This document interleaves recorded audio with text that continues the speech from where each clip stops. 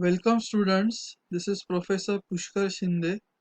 Today we will be discussing the debugging concept in Unit 5 of microprocessor. So debugging in 80386 has significant advances in the debugging capability. So from the previous processor, more power has been given in 80386 for debugging. Single step exception and breakpoint exception of previous processors are still available. Single step exception, that means after each execution of instruction you can have a breakpoint and have a debugging done. And breakpoint exception is you can have a breakpoint in a particular line number of the program, and there the program will stop and do the debugging. So single step is line by line and breakpoint is to a specific line where you want to stop and do the debugging. Debugging is as such is to stop the execution of the program and watch the different values of different variables, registers and so on of the program. That is the main concept of debugging. The main debugging in 80386 is using the debug registers. So there are 8 debug registers DR0 to DR7. They are the main part of 80386 debugging. Debug registers support both instruction breakpoints and data breakpoints. So debug register basically support both instruction breakpoints and data breakpoints. The next concept is the debugging features of the architecture. So in 80386, what are the features of debugging that have been mentioned? So it has reserved debug interrupt vector. Basically 80386 has a reserved debug interrupt vector. It has 4 debug address registers. DR0 to DR3 are the 4 debug address registers. It has a debug control register DR7. It has a debug status register DR6. So as I told you, there are 8 debug registers DR0 to DR7. DR0 to DR3 are 4 debug address registers. DR6 is the status register and DR7 is the control register. Then along with that you have a trap bit of TSS, that is the T bit is available. Resume flag RF or flag register is also used for debugging. Single step flag TF is also used for debugging. You have a breakpoint instruction available, and you also have a reserved interrupt vector for breakpoint exception. So these are some of the features of 80386 debug architecture. So main part of that is the debug registers DR0 to DR7, that is the 8 debug registers. Out of that DR4 and DR5 are reserved basically, and remaining 6 are used for debugging. The debugger can be invoked under any of the following kinds of conditions: task switch to a specific task, execution of the breakpoint instruction, that means you have given a breakpoint and that breakpoint instruction is getting executed, then there will be basically the debugger will be getting involved. Execution of every instruction, if it's a step by step debugging, at every instruction you can have a debugger getting involved. Execution of any instruction at a given address, for a particular address if the instruction is getting executed, debugger may get involved. Read or write of a byte word or double word at any specified address. So read or write may also invoke the debugger. Write to a byte word or double word at any specified address.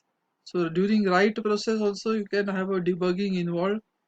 And attempt to change a debug register. So if there is any attempt to change a debug register, still debugger may get invoked. So as mentioned earlier, there are 8 debug registers DR0 to DR7. Out of that, 6 registers are basically mainly directly used for debugging. So they can be accessed by move instruction, variants of the move instruction. These debug registers can be accessed by variants of the move instruction. Debug registers are privileged resources. So they are privileged resources basically. So you have to, they, before accessing them, the privilege level is checked and then only it is given access to. Registers are the debug address registers DR0 to DR3, debug status register DR6, and debug control register DR7. So this basically 6 registers: debug address registers 4 registers, debug status register, and debug control register. These 6 registers out of the 8 debug registers are mainly used for the debugging purpose in 80386. So these are the 8 debug registers. DR0 to DR3 are the debug address registers. DR4 and DR5 are reserved. DR6 is the status register and DR7 is the control register.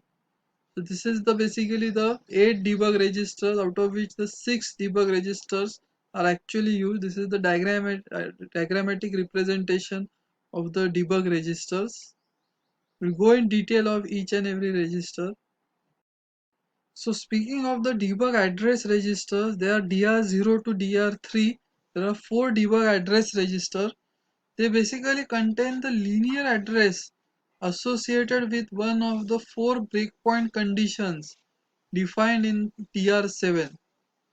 So basically this DR0 to DR3, they contain the linear address of the breakpoint and they store the linear address of the breakpoint instruction. And the conditions of the breakpoint are defined in the DR7 control register. So that these are the 4 debug address register which store the linear address of the breakpoint instruction. Debug address registers are effective whether or not paging is enabled. So even if paging is enabled or disabled, debug address registers are effective. Now when paging is enabled, different tasks may have different linear to physical address mapping. So an address in the debug address register may be relevant to one task but not to another. So that means the debug address register may have a linear address associated with one task that is different for different tasks, or may have linear addresses which are common to all tasks. So depending on that, the values are used.